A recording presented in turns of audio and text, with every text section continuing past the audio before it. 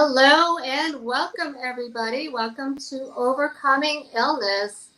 So, good evening, or good afternoon, or good morning, wherever you're watching from in the rest of the world. I'm your host, Paula Denoncourt. I'm founder and CEO of Enrich Your Health. If you have not watched me before, I do want to welcome everybody. And let me just tell you a little bit about myself really quick. I am a holistic health coach. I have suffered from multiple food allergies myself. So I specialize in food allergies, food intolerances, and autoimmune illnesses. Oddly enough, Lyme disease sort of fell into my lap, and I became a big advocate for Lyme disease. I do one-on-one coaching, group coaching, speaking engagements, and now my own TV show, which is exciting. So if you haven't watched any of the past broadcasts, I highly suggest you go over and watch them. I've had some amazing guests on that have overcome cancer, congestive heart failure, COVID, just all types of autoimmune illnesses, diabetes. So if you have not seen me before and this is your first time watching, please watch some of those replays. I also have digital ebooks and recipe books for people that do suffer from things like autoimmune or Lyme disease. They're like simple recipes that are like dairy-free, gluten-free, sugar-free, things like that. I have free gifts on there.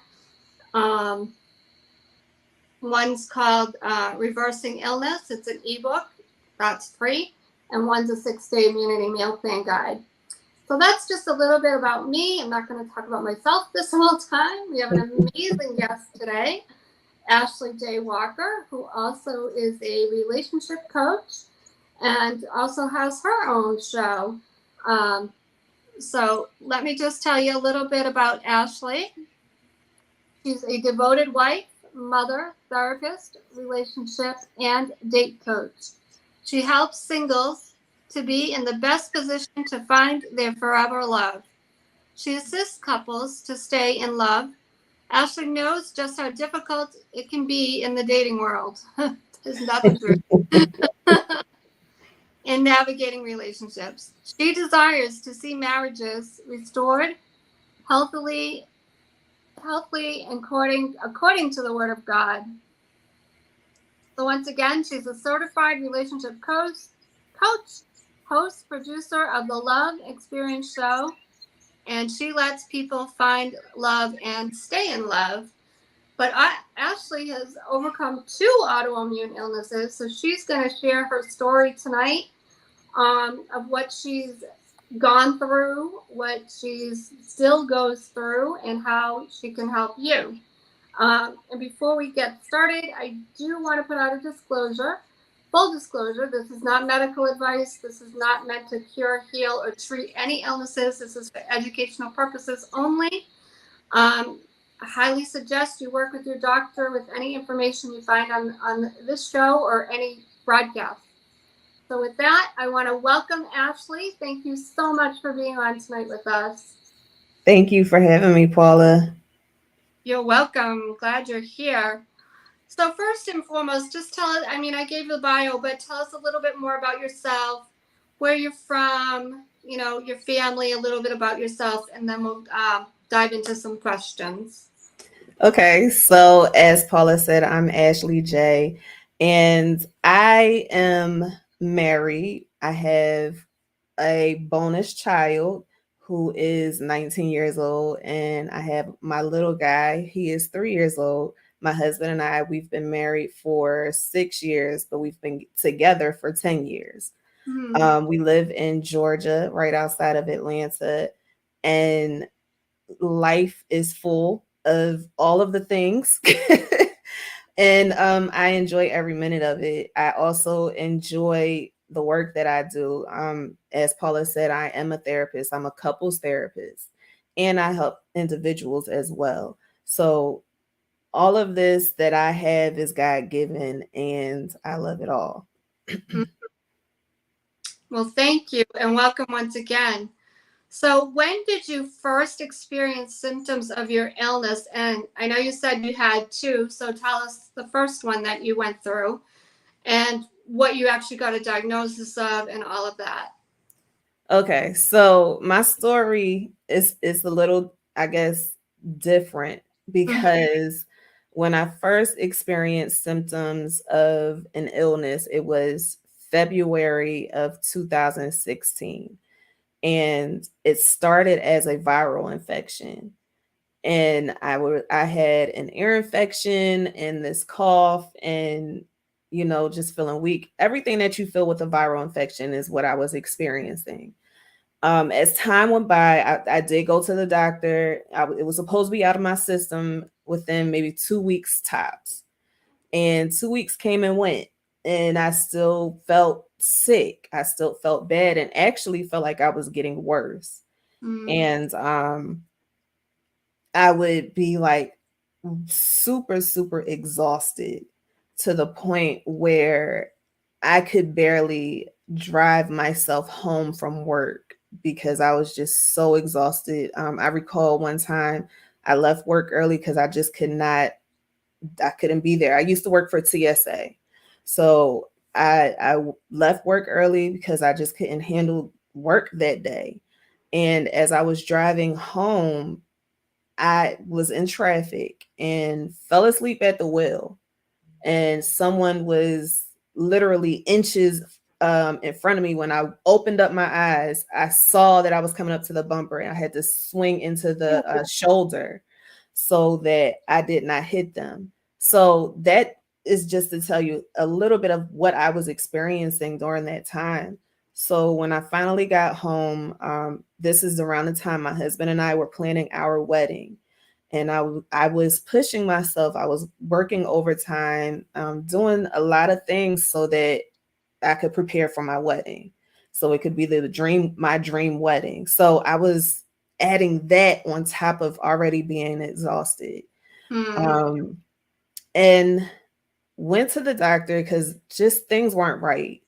And they were like, well, it just seems like this viral infection is taking a little longer to get out of your system. Give it some more time. Okay, that's what I'll do. And giving it more time gave me more symptoms.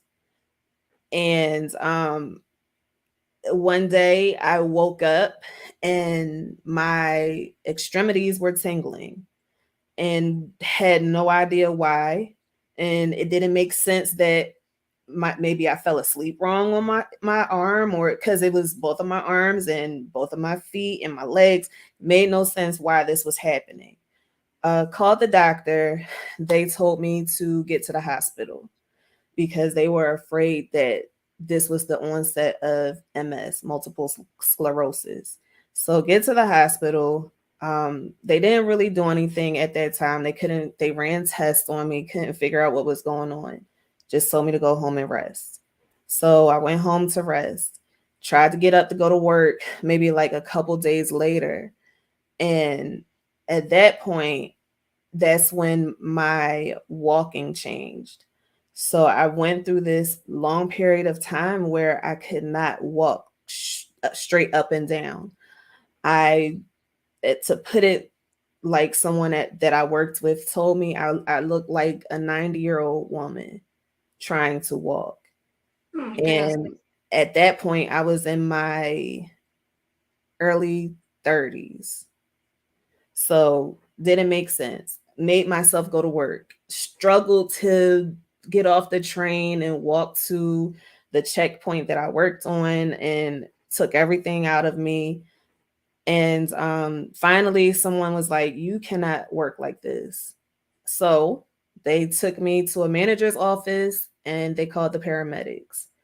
And the paramedics came and they ran vitals and they asked me what did I want to do.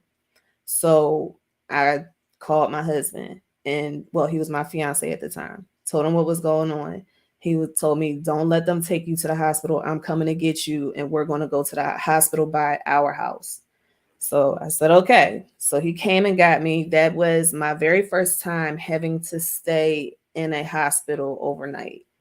And They put me as a fall risk because of the way the hard time I had walking. So I was not allowed to get out the bed. There was actually an alarm on the bed so that if I did get up, they would come in and make sure everything was okay.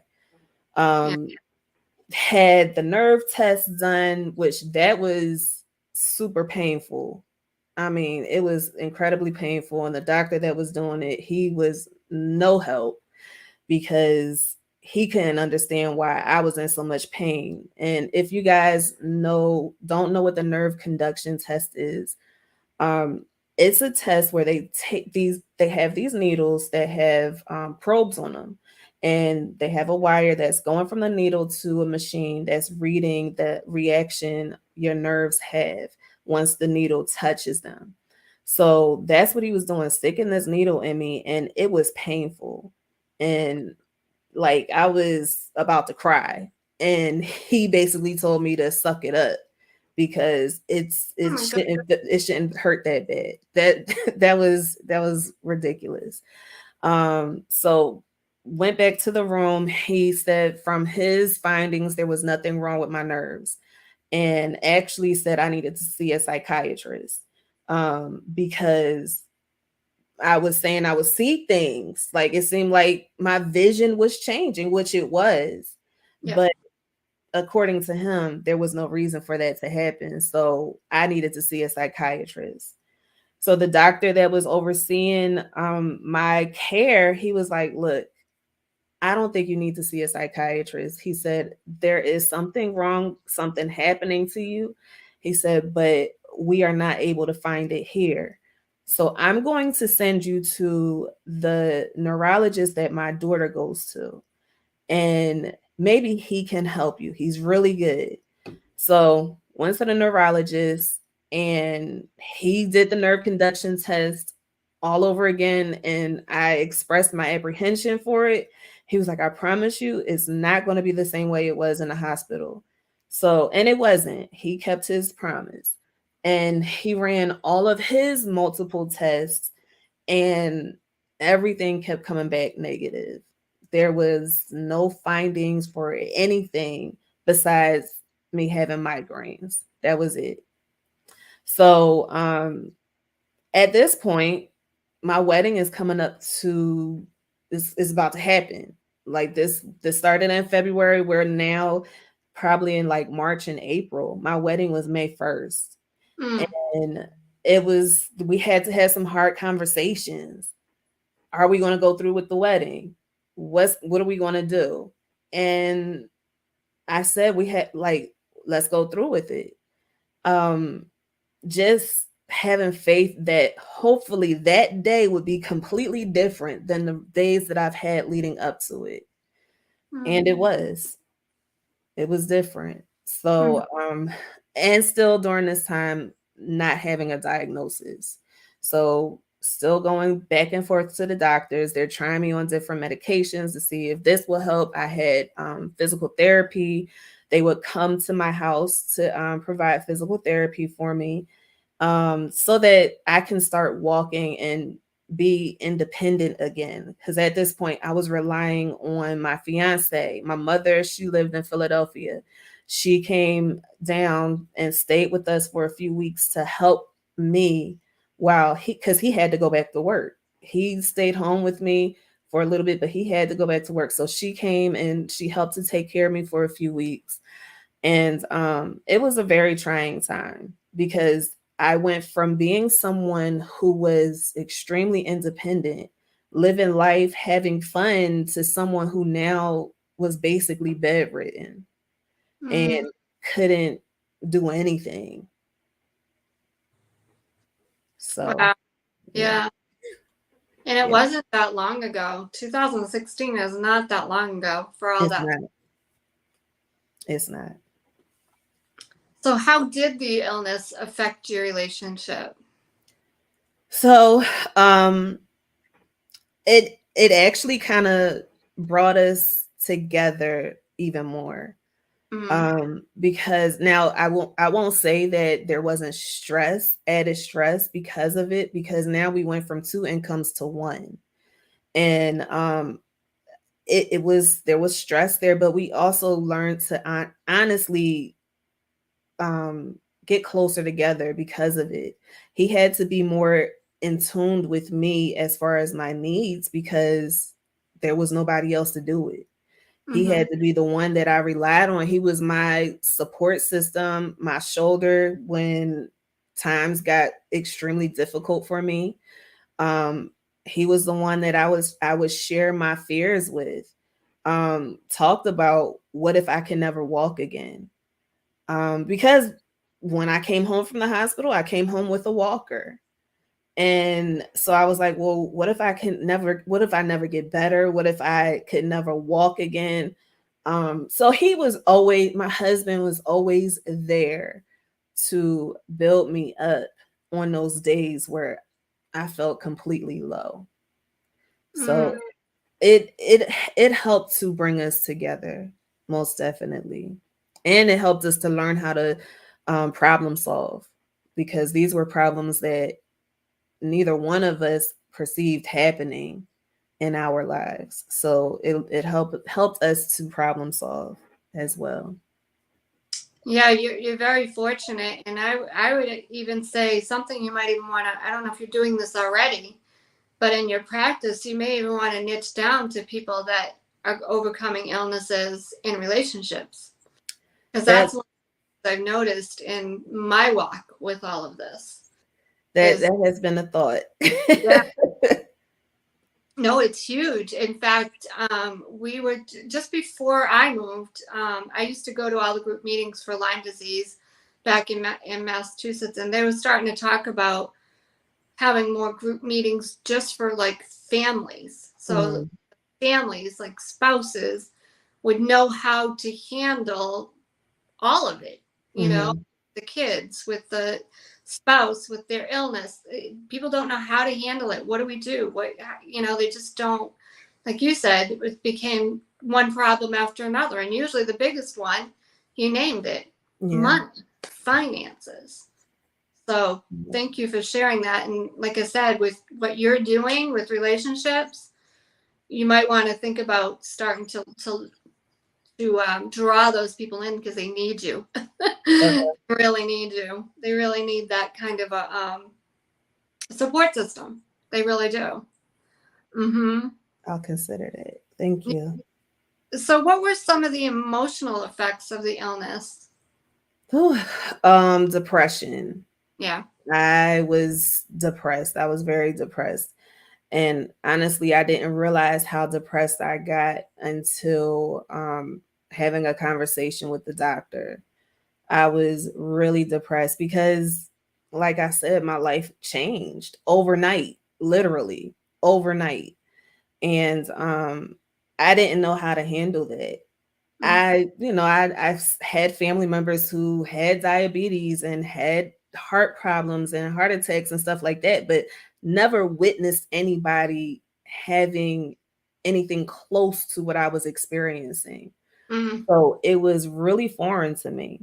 I had no idea what to do and how to even get back to my old self.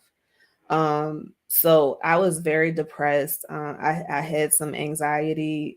My self-esteem was like low. It Mm-hmm. really did get low. Well, for everybody watching and for you too, one thing with autoimmune is we found, you know, the illness itself can cause anxiety because of the nervous system.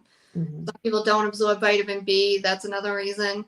Um, and this can be Lyme disease or an autoimmune. I mean, it doesn't have to be Lyme, but the illness itself can cause that, and then being ill causes it. So it's like two, Mhm.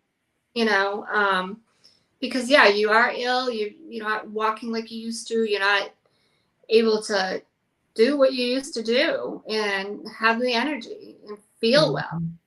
So and then you feel like you probably felt like you were a burden on your husband, you know? Yeah. So, yeah. So it's, I feel like it's a double whammy when it comes to that. You know, the illness itself physically affects you. It It causes, does. it causes anxiety.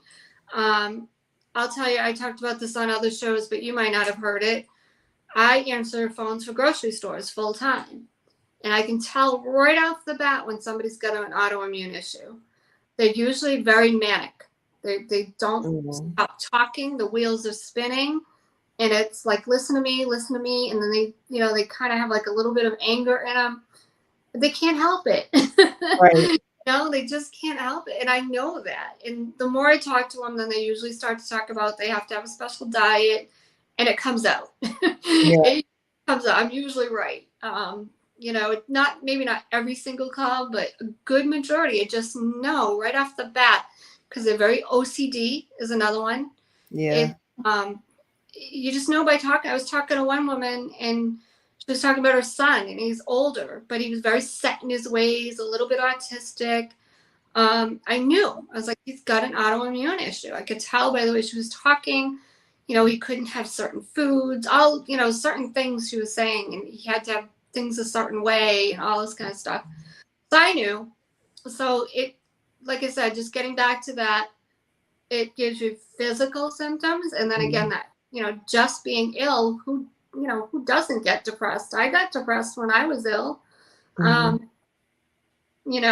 I couldn't go out to eat. I didn't know what I could eat. It was just horrible, And then on top of it, when I was in Massachusetts, I worked in a prison.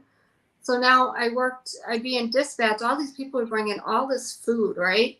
Well, I couldn't eat it. I'm smelling like pasta and meatballs and steak, and I couldn't eat all that stuff. So Mhm. that was depressing. So believe me, I get it. When you're trying to get well, there's so many things that you have to factor in. So I do get it. Can I add something to that last question? Absolutely. So the other thing that did not help was going to the doctor and still not having answers, Right. and then almost being made to think that you're actually believing all of this in your mind. Mm-hmm. And I said to my husband, I'm like, am I crazy? Like, do you see me, walking this way? Like, can you see it? And he's like, no, you're not going crazy. He was like, I can see that you've completely changed. I see that there's something different. So even having those thoughts Yeah. from the doctor being put on me, planting seeds inside of me Yeah. was not helpful at all. And yeah, one of the other things with autoimmune is it can cause mental health issues. So Mhm. they do try to tell people they're basically crazy. They need a Yeah. psychiatrist. They do it all the time. I had a friend who had she was actually had mold toxicity. She almost died. She is doing so much better now. Wow. But she had mold toxicity, and so that caused issues like an autoimmune illness, when she had a little bit of craziness in her, but she wasn't that crazy. Right. Well, I think they put her on like Section 8 or something in the hospital, which that usually means the mental health ward. And she was going out of her mind. She's like, they're trying to lock me up and da da da da. I'm not crazy. And you know what I mean? That's Yeah. what they try to say, that they're crazy, whether it's mold toxicity, whether it's Lyme, or just an autoimmune. They just try to say that it's all in their head, and it's not. It's a Right. true illness. Um, so how did you handle the changes to your lifestyle? Tell us a little bit about that. um, One way that I handled it, which was not very healthy, but I kind of had comfort food. Mm, And I gained a little more weight while I was unable to do my daily activities. So I would just really lay around and watch TV. I was in school at that time as well. I was getting my bachelor's degree. So I was trying to do homework too and complete my classes during that time. mm, So that was what I did. Tried to stay in contact with family because they always seem to have had the ability to lift me up and made me feel, at least forget forget it for the time being while I'm talking to them. But that was one thing that was one thing I did, and I guess I became like a Netflix queen during that time. Because I was home doing, if I wasn't doing homework, I wasn't doing anything. So the only thing I did was, watch TV. I was not even close to thinking about what my purpose was in life. Yeah. So, that's all I did. I watched TV. I talked to my husband. I guess kind of this is kind of going back to the emotional part of it, but I did think about suicide during that time. I did. Um that would, because it was a difficult transition. It was a difficult transition for me. When I was able to, I did try to get out. It wasn't very often, but we did try to go do things like maybe go to the movies or something like that. But that would be uncomfortable for me. So it wasn't something that I could do all the time. And I could definitely not walk for long periods of time. So I learned to listen to my body. That is another thing I did. I learned to listen to my body. Whenever I got up to do things, I would pay attention to my limitations and pay attention to what was easy for me to do and what was not so easy for me to do. My body and I became very acquainted during that time. Yeah. Wow. So And tell us a bit about getting a diagnosis. So how did that come about? Who diagnosed you? What happened? okay, so the diagnosis, the first diagnosis. Um that came about one day. I think it was like a Saturday, and I believe it was after my wedding. My husband, he woke up early one day and he was in his office, and he came to the bedroom and he woke me up. He was like, "Hey, look at this, read this." And he printed out some papers and I'm reading it. The paper is describing some symptoms like tingling in the arms and legs, and difficulty walking, and possibly having a rash, and some other things. And I was like, wow, that sounds like what I'm experiencing. He was like, I came across this thing called fibromyalgia. I said, okay. I think I had a doctor's appointment coming up soon. So I was like, well, let's bring it up to the doctor. So next doctor's appointment, we brought it up to the doctor and he was like, oh yeah, that sounds like it fits. We'll go with that. And I said, okay, relieved a little bit and then disappointed at the same time, because I'm like, okay, great, we have a label for this now, but you're just saying, okay, let's go with it, and didn't really do any more research into if this was really the thing, and you're just going off of what it sounds like. Okay, so all right. So yeah, that was the diagnosis. That was the working diagnosis, fibromyalgia. And in between, after that, I went to the rheumatologist because that was also something that was suggested. So I went to the rheumatologist and they were telling me, well, we don't really think that fibromyalgia quite fits what you have going on. And I was like, well, what do you mean? Because I almost got upset because I'm like, after all of this time, I finally got something and you're telling me it's not right. And they're like, well, no, because there's a lot of diseases that can mimic fibromyalgia. And fibromyalgia is the easy diagnosis for doctors without really doing any more research into it. So yeah, that that is how we came up with that diagnosis. which is what happens a lot in autoimmune illness. They automatically, you can correct me if I'm wrong, they didn't do any kind of a test for fibromyalgia, right? No. No, there isn't any. And Mm-mm. Dr. Elena Freed even said that. She came out and said, and this is her words, not mine, there's no such thing as fibromyalgia because they can't really test for it.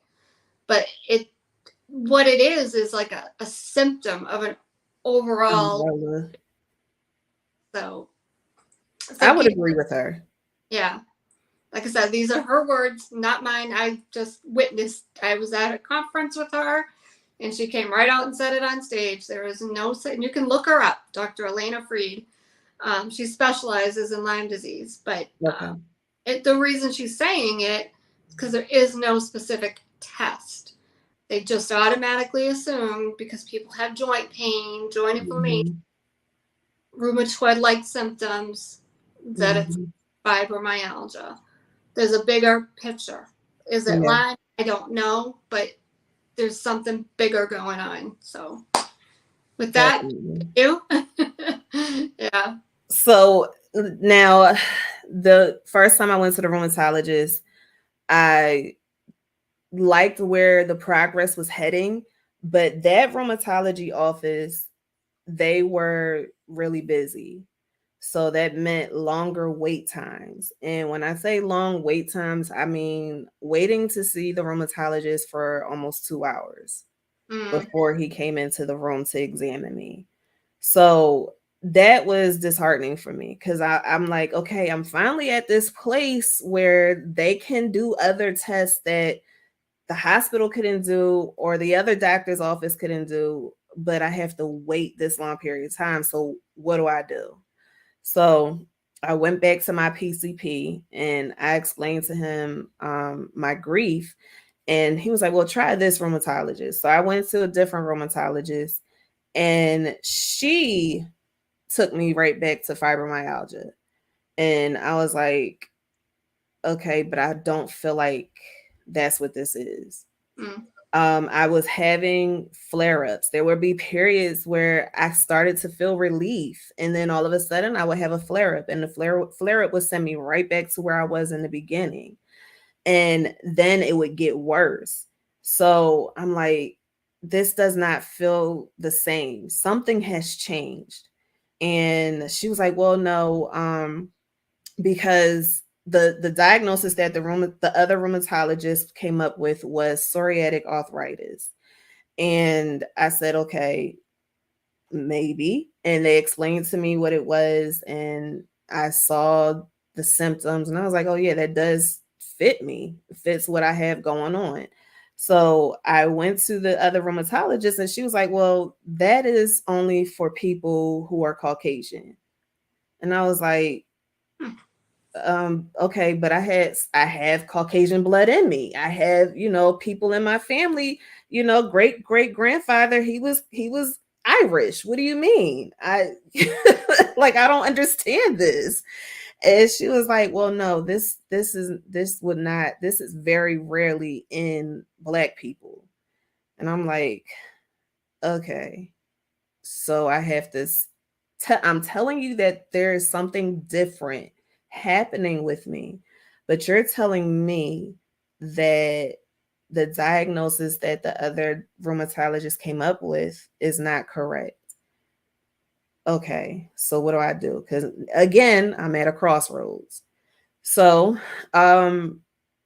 after trying to make future appointments with that other rheumatologist and not having any appointments given to me, I said, forget it. And went back to the original rheumatologist. And they said, okay, you're back. This is what we're diagnosing you with. Because as I said, I had a rash as well. So I was diagnosed with psoriatic arthritis and granuloma annulare, which are two autoimmune diseases. And I said, okay. And they showed me the pictures and evidence of why they gave me that diagnosis. And I felt comfortable with it. And I said, all right, I'm going with this. So they gave me the appropriate medications. And some of the medications weren't really working as they needed to. So I'm now doing an injection, and I have been doing well. Good. I've been doing well. So what do you, if you don't mind me? So a I take four different pills: gabapentin, sulfasalazine. I take diclofenac, and I take nortriptyline. And the injection is Humira. Mm, okay. I'm glad you're doing better. Now, Yeah. how diet? Have you had to change your diet at all? So that was one thing I decided to do on my own. I decided to think about what I was eating, and I said, okay, I have a lot of dairy that I'm ingesting, and a lot of meat. And I watched this Netflix documentary called What the Health. And they were showing me all of this stuff, and I said, yeah, I'm cutting this out of my diet. Mm-hmm. So I went cold turkey, took everything out of my diet, and was only eating fruits and vegetables. Then I got pregnant. So those cravings kicked in and they won. So I started eating meat again when I was pregnant, but right after, a little bit after I had my son, I went back to a plant-based diet. Started out pescatarian and kind of worked my way back. Mm-hmm. So now I kind of go in between pescatarian and plant-based. And have you noticed, like, did you notice a big difference when you started to change your diet? Absolutely. So, um, I did not feel as sluggish. That helped to give me more energy. I felt healthier on the inside. Like, I'm trying to figure out the best way to explain it. So, it was like doing a detox and getting rid of all of the bad stuff from inside, and Mm-hmm. feeling lighter, and just healthier, Mm-hmm. cleaner. Yeah. And I tested this theory a couple of weeks ago. I ate some chicken, and I said I will never do that again because Uh, it made me feel heavy, and I could totally tell the difference. And I was like, no, I don't like this. I'm not going to do this again. wow, that's amazing. Yeah. Wow. Well, I'm glad you're doing so much better. So Thank tell me you. what your life is like today, as far as getting up in the morning. So getting up is a lot easier. I don't have to really lay in bed too much to like kind of work myself into getting up. The only time I kind of linger in bed is when I might be having a bad day, which is rare these days.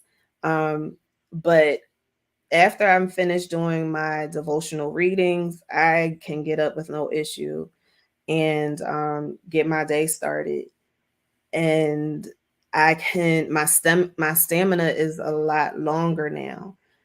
Before I would get tuckered out maybe a couple hours after getting up and getting myself dressed because it was a lot of work. Now I'm good until maybe midnight. So my life is almost back to where it was before I got sick. That's amazing. Yeah. Now, you said you read, excuse me, you read devotionals. Hmm. Tell us a little bit about your devotionals, your daily devotionals. So I use the YouVersion app, and I tend to read things that are going to help not just with my health, because I have read health devotionals, but just really help me mentally and spiritually. And it's a lot of devotions about about worshiping, praying, um, being a wife, Mm-hmm. and even being a mom, raising a boy. It's a lot, and getting my relationship closer with God. Mm-hmm. Those are the basics of my devotionals. Yeah, I think that's a really huge piece. That's why I really wanted to point it out, because I think, I've talked about it on other shows, for people, to read the healing scriptures every day, Mhm. and really, just go over those day in and day out, whether Mhm. you listen to them on a YouTube video, whether you read them or you speak them out loud yourself. I just think it's really, really important. So thank you for sharing that. So let's see, we've got about 20 minutes left. Um, Anything else you want to share about um, your support from your husband or anything like that? So one thing, one subject that I kind of jumped over was my wedding day. Mm-hmm. So the wedding day came and I was good that day. Mm-hmm. I was able to walk down the aisle. I didn't need extra assistance because we were making the plans in case I did. So I would have my dad on one side and my brother on another side to help me get down the aisle. Um, so, but that wasn't needed. I just had my dad. I wore heels that day, which was the first time in months that I was able to do that. And it was a beautiful day. It was beautiful to me. It wasn't beautiful outside. It was a terrible storm, but it was beautiful for me because it was a triumph. It was something that I was working towards getting better for. And I said to God, I said, okay, Lord, we made it through the wedding day. So the honeymoon, can you make sure I'm good on the honeymoon? And he did. I was perfect on the honeymoon. Oh, Um, I even capitalized on it. I did things that I would have never done before. Before I was very afraid of water, and on my honeymoon, I was climbing up a cave that was filled with water. I was going down the water slide. Like I was doing a lot of things that was just I was excited. It was like living life again. And the last day of our honeymoon was when the illness was trying to creep back up. And by the time we got home, that was it. well, when you travel, like this has been even a challenge for me too. Even if you try to eat healthy when you're away, there's always so much. It's Temptation. There's always something. Even if you did salad, what's in the salad dressing? I mean, Mhm. whenever I travel, I don't care. Even if I do eat salads, I always come home bloated. It's inevitable. I always Mm. bloated. Like I can't. There's something I can't digest. Yeah. What's the deal? I don't know if it's the oils. I don't know if it's the salad dressing. I couldn't even tell you. But so I can understand why by the time, and of course you probably exerted I yourself. did. Yeah, yeah. So it's a combination between God knows what's in the food, overexerting yourself, Yeah. but at least it was worth it. Yeah. It was. It was a lot of fun. I think what pushed me over the edge was the day before we were leaving, we went and got a couples massage. Mm-hmm. And the first time we did that, it was the best massage I had in a really long time. The last time we did it, not so much. And my walk started to change back to not being able to walk as well. So, yeah, we just hung out in the room the rest of the day. Oh, wow. Yeah. For those of you listening, I mean, anybody out there, whether you're overcoming an autoimmune illness or you're dealing with somebody with an autoimmune illness, we tend to take things for granted. I had a friend, she didn't have an autoimmune illness, but she had an illness Mhm. and she was losing her eyesight. She kept getting tumors all over her body. It was a gene disorder. Don't ask me the name of it. Wow. Her mom had it too. She Mhm. didn't live past, I think, 40. She was happy to make it to 30. Wow. Um, but she wanted it would develop cancer. But anyway, long story short, she was always like happy for her sight, for what she could see when she had it. And Mhm. so now I live like on a beautiful lake, and I every morning I wake up and I open those curtains, and I don't know why, but I always think of Julie. I always think of Julie like losing her sight. I just say, thank God I have my sight. I have this beautiful view, Yeah. and I'm just so thankful for that, you know. Um, or even if I go for a swim, I'm thankful that I have my health, that I can, you know, I've had health challenges, but I can get up and walk, and I can Yeah. get up and swim. And you know what I mean? I was in a car accident. I'm thankful I wasn't overly hurt from that, you know. Mhm. I think a lot of us, you know, I just want to throw it out there. We don't know what other people are going through, whether it's an autoimmune illness, cancer, or car accidents, or just injuries. We take things for granted, you know, and I admit I have too. You know, you sit around all the time. It's like I've got 2 feet and you know, I've got my legs. Like, here's another example. Every now and then now, I'll walk to the store. I'm like, you know what? Mhm. 2 legs, 2 feet. I don't need to drive to the store. So I'll walk to the store. It's a couple of miles. I can't always walk back because I've got too much stuff. But still, we take it for granted. We're so stuck all the time on just jumping in our car, Yeah. um, never using our 2 feet and 2 legs if we have them, and they're working in good order. You know, I just really wanted to throw that out there. Think about it sometime. You know that you can get up, can Yeah. get out. A lot of people out there can't. You know, I mean, I watch TikTok and I see some of these people. Oh my God, there's this one guy on there. His name is Josh, and he had long COVID. And Mhm. so he was like an athlete, you know, he used to surf and he did all this stuff, mountain hiking, everything. And for the last, I forget, 9 to 11 months, he's a mess. Like, he can barely walk. He's got a walker. His speech is different. It's almost like he had a stroke, like that kind of Wow. a, that's how his body has been reacting. Okay. Have good spirits. He's working hard to get better. His speech is improved. His walking is improved.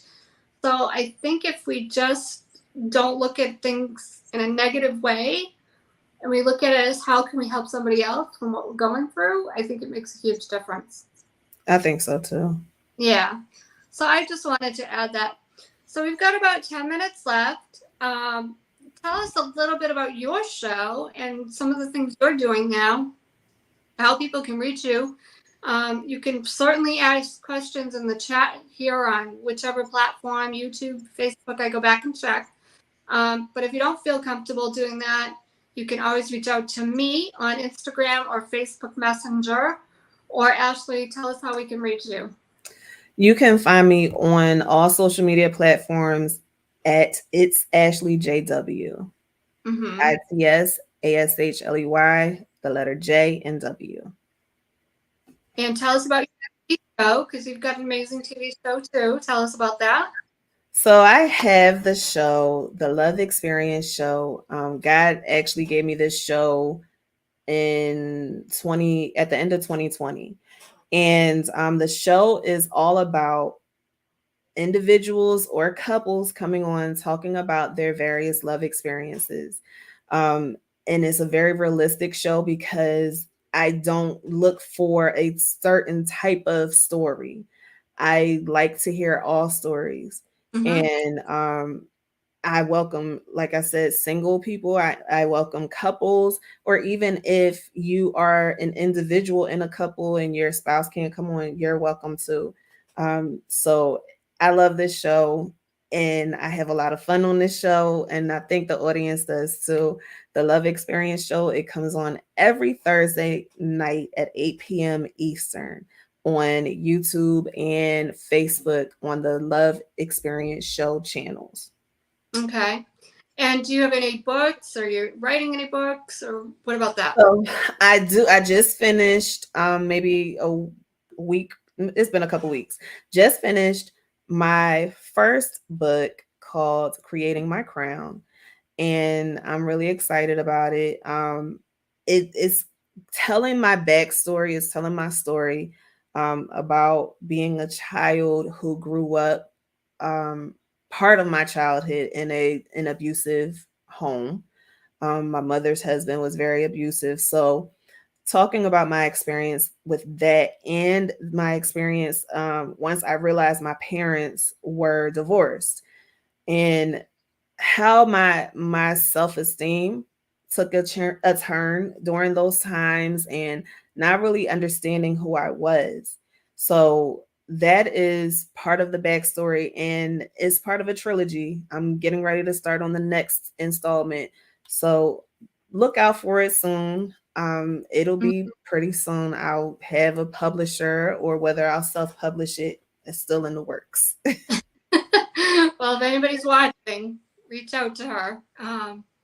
I know a lot of different publishers, so you never know who's watching. Okay. So, any last remarks or thoughts that you want to? How about any last tips that you want to give the audience that's dealing with this? Okay, so my first tip would be to be your own advocate. Mm-hmm. Understand that everything that you're experiencing is what you're experiencing. Do not let the doctors who have not experienced this type of disorder tell you that it's all in your mind, because it's not. You know what's going on with you, and you have to be your biggest advocate. You have to be the one to let them know, hey, this is what's happening. I need you to figure this out, please, because I can't take this any longer. And the other thing is, listen to your body. Our body talks to us, guys. I don't know if you realize that, but our bodies talk to us, and we have to listen to it. Your body will my body was telling me before I crashed, my body was telling me, hey, you need to slow down. But I didn't listen. I just kept pushing. Listen to your body. If I had to do it all over again, I would definitely take heed to what my body was telling me. So listen to your body, because our body talks to us every single day, all day. It even will let you know not to eat that extra piece of cake or whatever. So listen to your body. It will. Yeah. And finally, accept that things have changed in your life. But that does not mean stop living. You accept what's happening. One, I think part of the reason why I was going through the depression is because I didn't accept that things were changing. So accept that things are changing in your body, but do not get stuck in a place where you stop living. You can still live life. You can still have a full life in this change. So just accept it and continue to live. Yeah. That's perfect advice. Thank you. That's one thing I always say too is I ask people, think about what is the purpose behind your illness. You know, Hmm. believe it or not, there's a purpose. Yeah. It may not be what you ever thought it would be. It's not something you would have like sat up at night and thought about. Right. Right. Think that I wanted to get multiple food allergies, but what was its purpose? It had a lot of different purposes. One was, for me, it was I didn't want to work in the job position I was in anymore.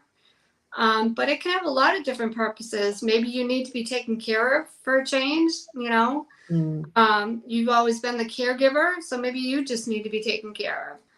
Or maybe it's meant for you to help other people or become a practitioner yourself in that illness. So many different reasons. So I always tell people, ask yourself that. What is the purpose behind that illness? There's something. There's a reason.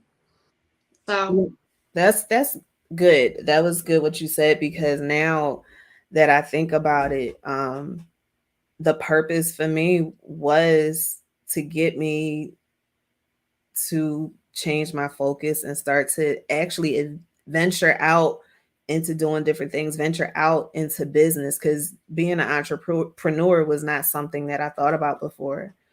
And that actually came about during all of this. So I'm glad you said that. yeah, I think two things for you is this is what was coming up for me. was the like I said, it can be a couple of different reasons. So it was definitely becoming an entrepreneur and getting out of that rat race. I'm Yeah. sure being a TSA agent was a rat race. I Yes. was a dispatcher in a prison, so it's a rat race, you know. Mhm. There's that, and then you also said it, slowing down. It was time Mhm. and fulfill what your purpose is. You know, it was time to Yeah. rest and figure that out. So it's kind of a combination, I think. Yeah. Yeah, Mm-hmm. definitely. Yeah. And I And maybe was a bit of you needed to be taken care of too. You know, you said you grew up in not the greatest environment. yeah. Maybe that too, you know. So like I said, it give you a combination of different things. Not it That's may not true. be one, you know, but well, Ashley, this has been amazing. I really, really, really want to thank you for being on today. Any last thoughts you want to share with everybody? Anything else? Don't take advantage of life. Live Yeah, life to the fullest. yeah, definitely, definitely. So with that, I just wanted to mention I am looking for more guests going into September. I think I still have some openings the end of August. So it's live every Sunday at 7 p.m. Eastern time. So I'm looking for more guests. Eventually, I'm going to have some sponsors. So feel free to reach out to me. If you want to be a sponsor, we'll have commercial breaks where you can show products or things like that that have to do with illness. Um, I prefer that. Well, it would be helpful for, you know, like for instance, say it's like a skincare line that's Mhm. helpful for somebody with autoimmune who can't have chemicals on their body or even cancer, things like that. Mhm. Supplements, skincare lines, whatever, things, you know, things on that idea. So definitely want to be doing that. So just wanted to let everybody know that we will be here again next Sunday, 7 p.m. We have another amazing guest that's gone through a whole slew of different things. So can't even begin to tell you what she's gone through, and even with her kids too. So Wow. yeah, she's gone through a lot herself and her kids, some autoimmune issues, her kids. So I'm gonna leave that up to next week for her to it all. But thank you again for being on, Ashley. I want to thank all the viewers, the replay viewers. And once again, if you have questions for Ashley, you don't know where to find her, you don't feel comfortable putting in any chat or in public, please feel free to reach out to me. Or if you're going through something, you need help with your diet, that's where I specialize in. I can help you, you know, stop eating so much sugar and processed foods and all of that. I had to do it. I had to do dairy free, gluten free, sugar free, nut free, you name it. I've been Wow. there. I can help you. Mm-hmm. And do customized recipes, or I've got just digital recipe books. So that we will end the show. So thank you again, Ashley, and thank Thank you you, for Paula. being on tonight and watching. Have a Thank great you. one.